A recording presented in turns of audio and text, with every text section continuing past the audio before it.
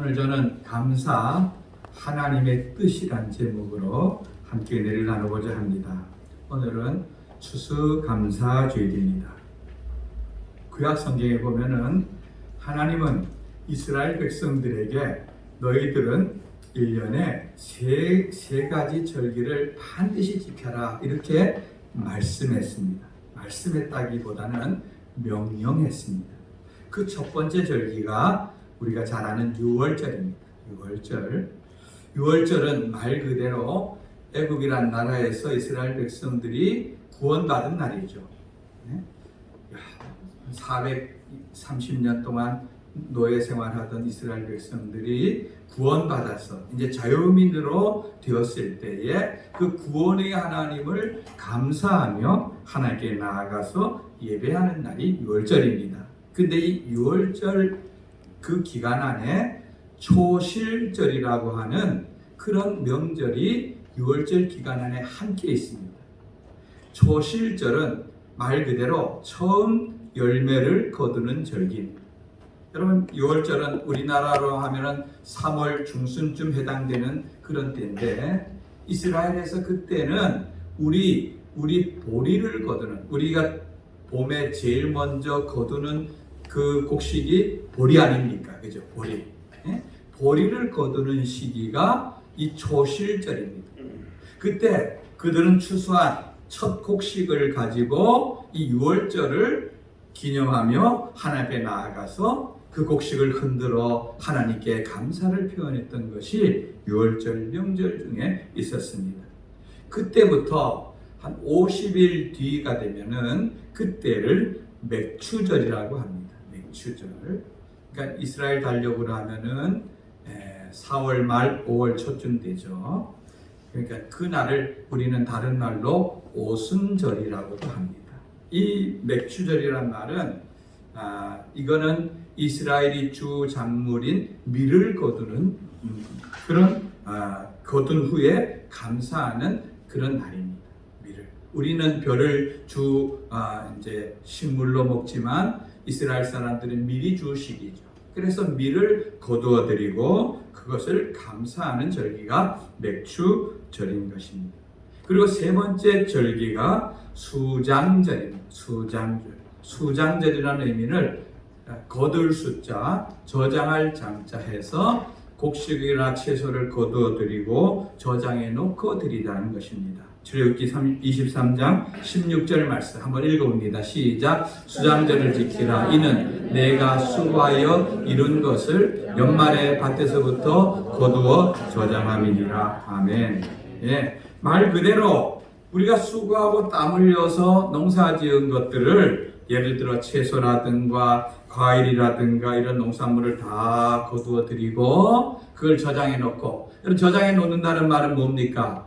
야, 이제 이 추운 겨울이 온다 할지라도 우리는 넉넉하게 먹고 살 수 있는 새로운 봄까지 우리가 살 수 있는 양식이 준비되어 있다. 이렇게 해서 그것에 대해서 감사하는 절기죠. 그런데 여러분, 농사라는 것이 사람들이 땀 흘리고 힘만 들여다고 농사가 되는 거 아니지요. 그죠? 햇빛을 주셔야 되고 때를 따라 비가 와야 되고 이렇게 할 때에 그 농사가 잘 되는 것입니다. 그래서 오늘 또 우리가 수고했지만 이렇게 소출이 있도록 하신 것은 하나님께서 때를 따라서 비를 주시고 햇빛을 주시고 했기 때문에 이 소출을 주신 하나님께 감사한다 하는 그것이 수장절인데, 오늘날로 말하면은 여러분 1년의 농사를 다 거두고 또 김장도 해놓고 이러고 나서 우리가 드리는 이 추수감사절과 구약의 수장절이 거의 같은 의미인 것을 알 수가 있습니다. 그런데 여러분, 오늘날은 농경사회가 아닙니다. 제가 어릴 때만 해도 우리나라 농업인구가 전 국민의 50%가 넘었습니다. 대부분이 농사를 다 생업으로 하는 분들이었고 상업이나 다른 직업은 굉장히 적었는데 이제는 농업인구가 우리나라에 제가 지금은 통계를 모르겠어요. 아마 한 5% 정도도 될까요? 그렇게밖에 사실 실제로 농업에 종사하는 분들은 없고, 우리 성도들 가운데서 농업을 주로 하는 사람은 한 분도 안 계십니다.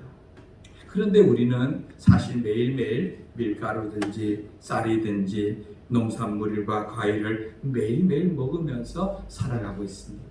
아니, 살아가는 정도가 아니라 우리들의 삶을 보면은요, 넘칩니다. 그죠? 넘쳐요. 풍요로워요. 뭐든 다 했습니다. 예? 여러분, 오늘 이 앞에 강대상에 한번 보십시오. 예? 오늘 각 구역에서 한 가지씩, 예? 그 다음에 과일이라든가 채소 이런 걸 모아서 장식했는데, 이것만 봐도 우리 삶이 얼마나 풍성한지 알 수 있죠. 여기 보면 사과, 그 다음에 귤, 파인애플, 메론, 바나나. 여러분, 이런 것들 있죠. 이게 이렇게 풍요롭고 이렇게 우리에게 자유롭게 할 수 있는 것이, 여러분, 이게 그렇게 오래되지 않았어요. 제가 처음으로 바나나를 먹은 날을 기억합니다. 저는.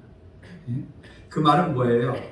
요즘 우리 어린이 아이들은 다 어릴 때에 어머니가 젖대면서 이유식 먹이면서 제일 먼저 먹이는 게, 우리 아이들도 그렇게 키웠어요. 바나나에다가 뭘 이렇게 여러 가지 그 견과류나 이런 걸 갈아서, 그죠? 그걸 가지고 죽을 줘서 먹이고 이렇게 하지 않았습니까? 저는 중학교 때 바나나를 처음 먹었어요. 중학교. 그것도 이렇게 통으로 되어 있는 다발이 아니고, 아마 저희 어머니 아버지가 그때 목회를 하셨으니까 어느 집에 신방을 가셨는 것 같아요. 그러니까 바나나 하나를 가지고 이렇게 다 뒤어서 투막 잘라서 이렇게 나가요. 제 손가락 한 마디만한 거를, 요만한 거를 가져다가 이렇게 뒀는데, 저희들이 그 당시에는 이제 막내 동생들은 없었고 제가 맞이고 그다음 여동생들이 넷이 태어났잖아요. 아마 그때 같아요. 그러니까 우리 집에 유일한 남자이고 이대 독자가 누구겠습니까? 제가 아니겠습니까? 그죠? 그러니까 어머니가 저를 부엌으로 몰래 불렀습니다. 예? 부엌으로 몰래 불러서, 야, 이리 와봐라, 이렇게 하더니 중학생인데, 예? 그리고 이렇게 밥그릇 뚜껑을 싹 여는데 그 안에 보니까 바나나가 요만한 게 그 안에 들어있어요. 그걸 줘서 처음으로 바나나라는 걸 우리 옛날에 원숭이 엉덩이는 빨간 건 사과는 맛있어, 맛있는 건 바나나 노래는 많이 하고 이랬는데, 바나나라는 걸 처음 실물을 보고 그것을 먹어본 건 그때가 처음이에요. 입에 넣었는데 얼마나 단지요. 야, 세상에 이런 과일도 있구나, 이런 신세계가 있구나, 이렇게 생각이 됐습니다. 요즘은 바나나 저 잘 안 먹습니다. 이거 원숭이 주는 밥이나 생각하죠. 네, 저 동남아 가면 원숭이나 던져주고 이러지, 이거 잘 안 먹습니다. 그보다 훨씬 맛있는 여기 샤인머스켓, 그 다음에 우사, 이런 좋은 맛있는 과일들이 있는데 누가 바나나를 지금 먹습니까?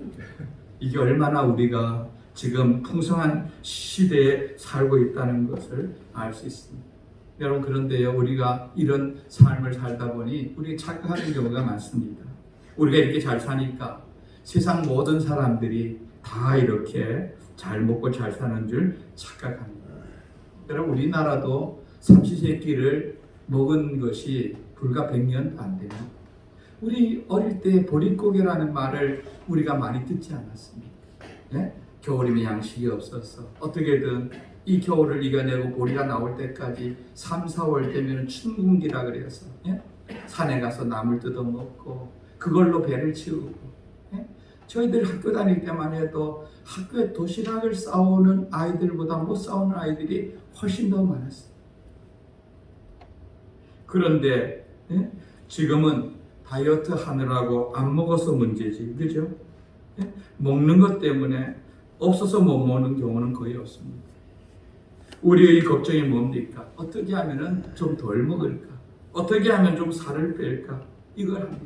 그러다가도 맛있는 음식이 있으면 그 앞에서 늘 무너지는 우리를 보면서 걱정하는 것이 우리들이 모습인 것입니다. 그러나 우리나라처럼 이렇게 잘 먹고 잘 사는 나라는 이 세계 가운데 그렇게 많지 않습니다.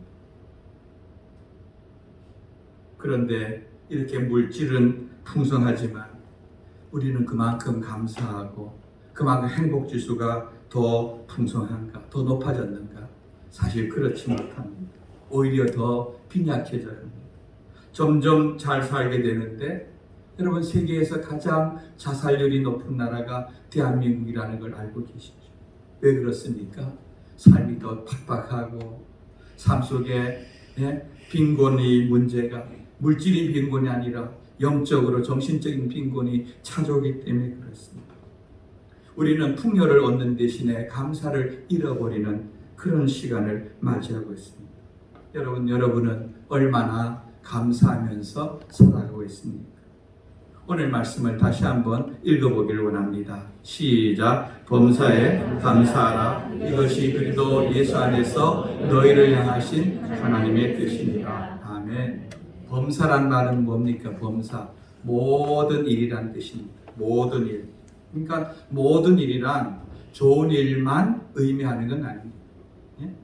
우리가 살다 보면 좋은 일도 있고 나쁜 일도 있고 우리가 원치 않는 일도 있고 많은 일들이 있는데 여러분, 그 모든 일에 다 뭐 하라는 겁니까? 감사라는 것입니다.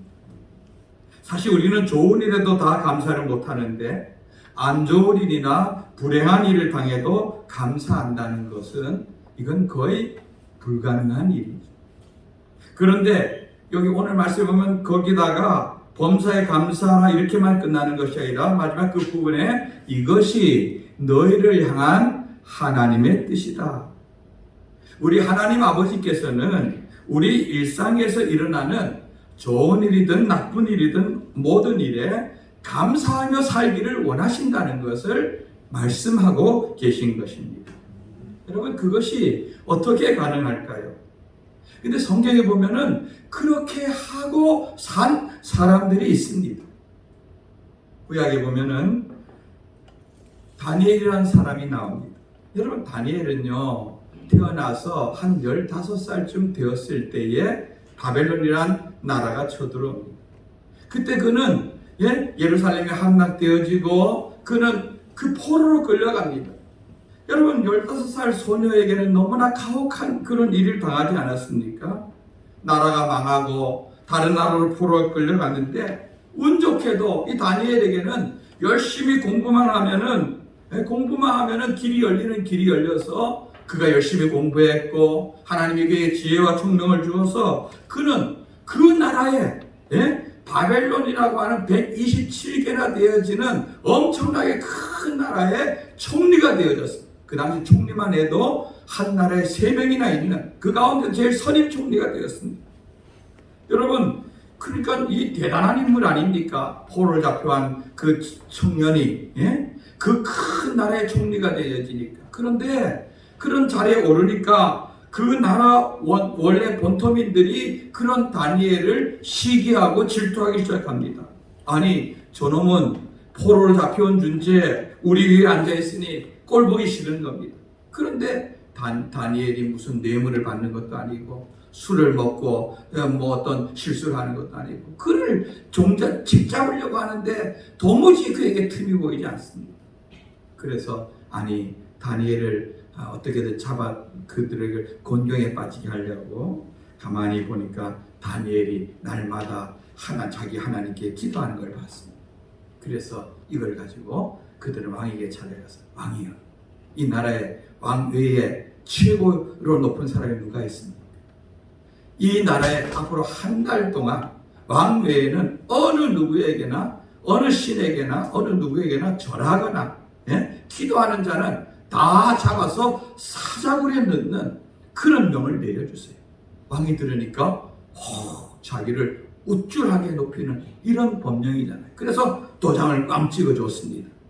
자, 결국 그러니까 왕이 그들이 꾀에 넘어간 거죠. 그것이 다니엘을 잡아 죽이려고 하는 그런 것인 줄도 모르고 찍어 준 겁니다.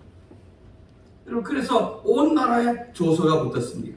앞으로 한 달 동안 누구든지 왕 외에 다른 신에게나 다른 누구에게 공개적으로 기도하거나 절을 하면은 그 사람은 사자굴에 집어넣는다.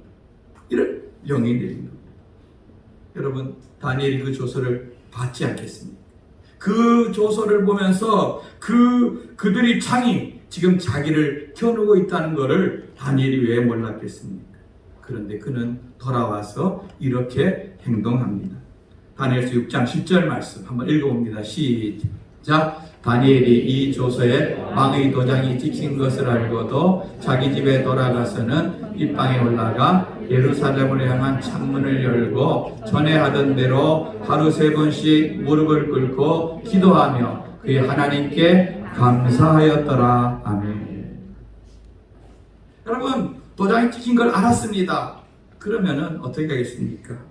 아이고 하나님, 제가 하나님께는 지금까지 공개적으로 기도를 드렸는데 이제 한 달간 저놈들이 나를 잡으려고 이렇게 기도를 못하게 하는데 이제 창문을 한 달 동안 닫고 기도하겠습니다.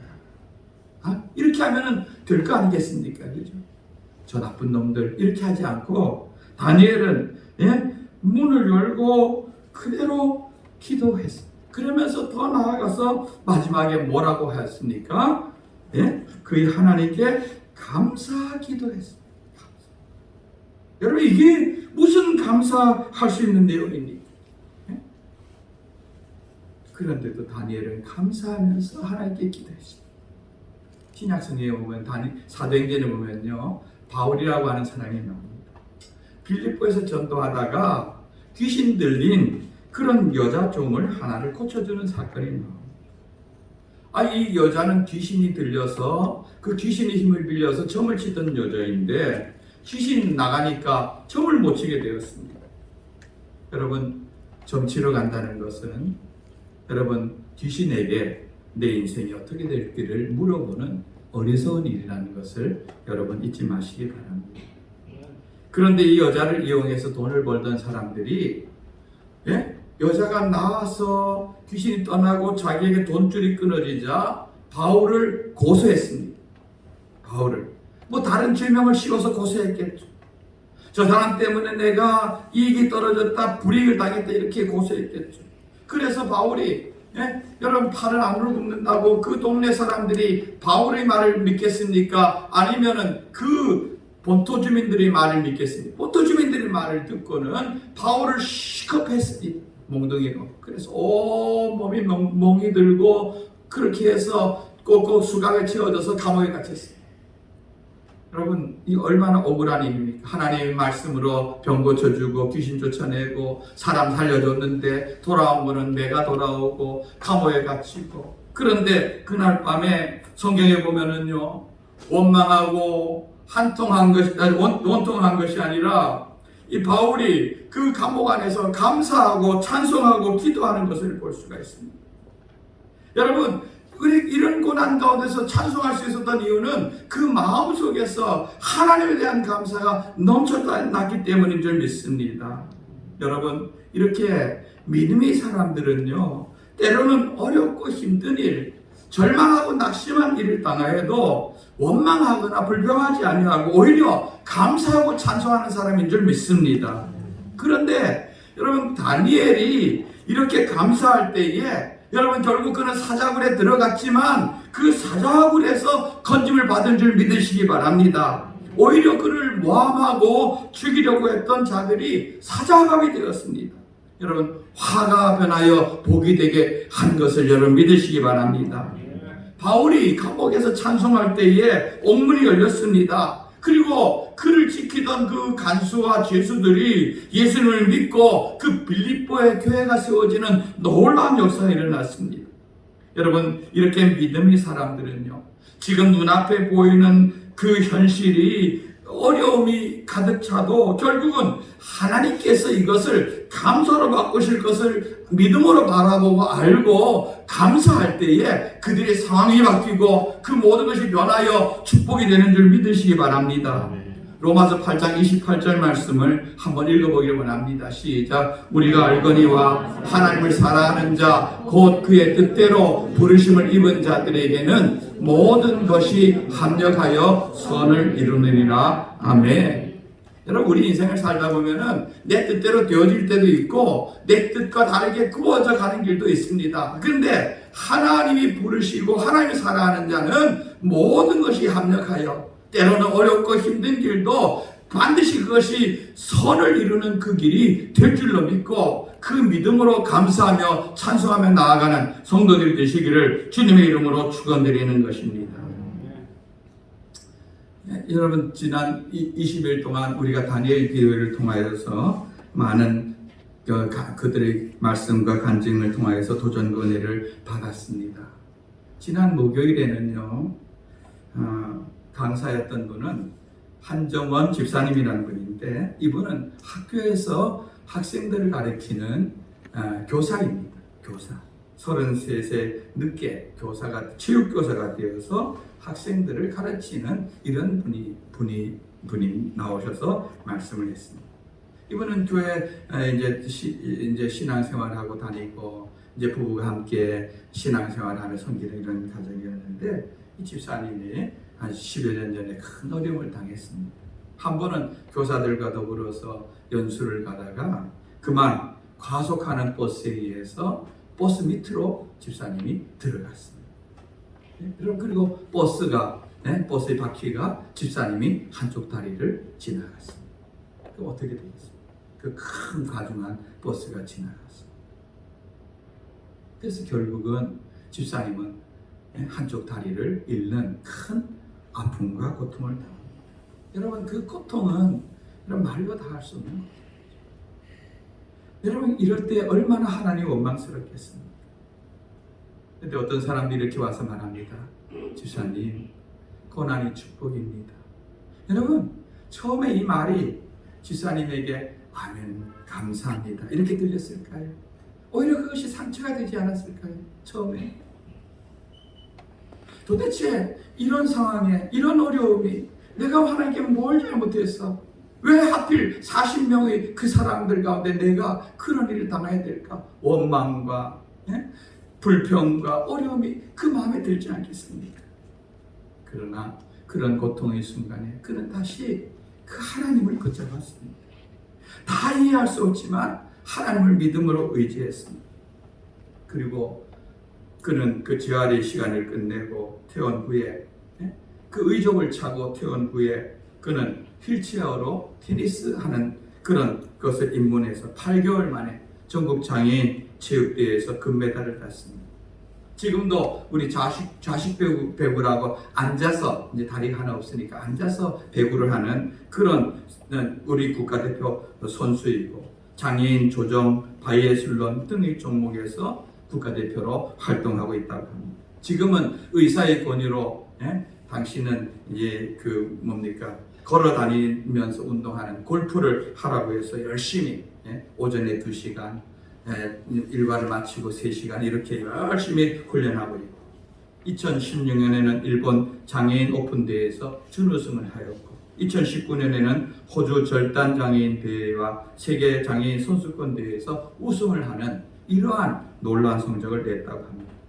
근데 학교에서 지금도 학생들을 가르칠 때 다른 사람 같으면 그런 장애를 입었으면 이걸 가리고 이렇게 할 텐데, 이분은 그 다리를 그대로 내어놓고 의족을 찬채 내려놓고 자기 장애를 부끄러워하고 가리지 않고, 오히려 자기에게 있는 아이들이 자기를 보고 도전을 받고 용기를 얻도록 하는 도구로 쓰고 있는 것입니다. 더 이상 그것은 그에게 장애가 아니라 새롭게 하나님을 의지하고 하나님을 믿는 그런 도구가 되었고, 그것을 보면서 아이들이 저 선생님은 저런 어려움과 고난 속에서도 저렇게 밝고 저렇게 힘차게 사는구나, 오히려 아이들에게 용기와 위로와 힘을 준다고 하는 것입니다. 많은 사람들이 절망하고 주저앉을 때 이 선생님은 이렇게 말을 합니다. 살아있는 것만으로도 충분히 가치가 있는 삶입니다.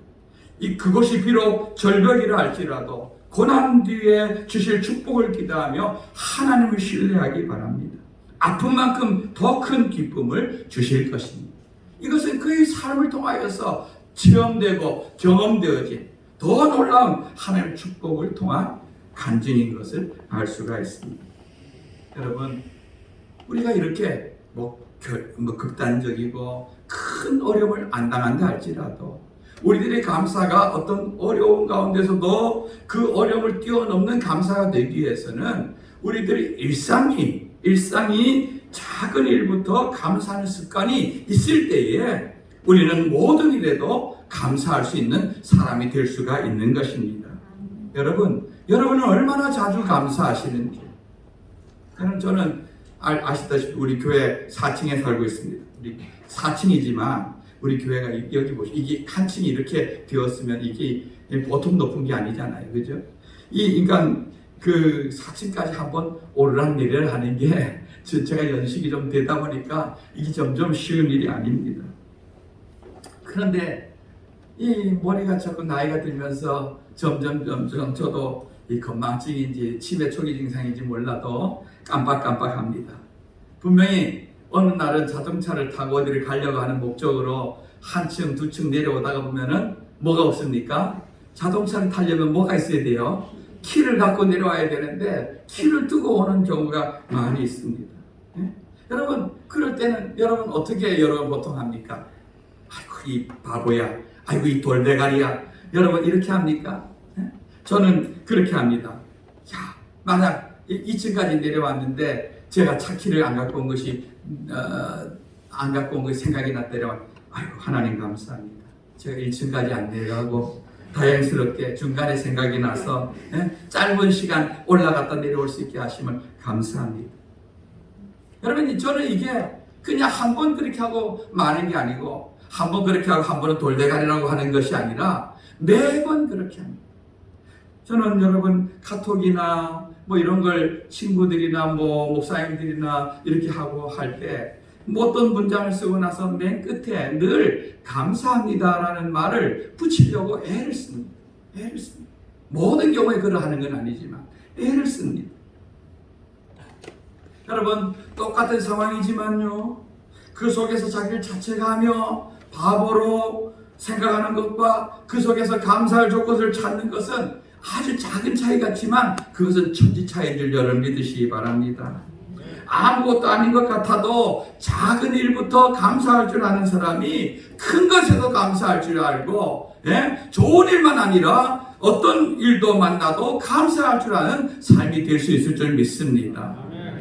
지난 한 주간 지난주에 감사주의를 시작하면서 한 주간 감사 노트를 여러분 나눠드렸는데 감사 노트를 좀 적어보셨는지요? 거기 보면은요, 한 주간 동안에 저는 그거를 하면서 한 주간 동안의 감사에 대해서 더 많이 생각하게 하더라고요. 뭐가 감사한지. 거기 보면 나에 대해서 감사한 것이 뭔가, 가족에 대해서 감사한 것이 뭔가, 자녀에 대해서 감사한 것이 뭔가, 교회에 대해서 감사한 것이 뭔가, 국가에 대해서 감사한 것이 뭔가.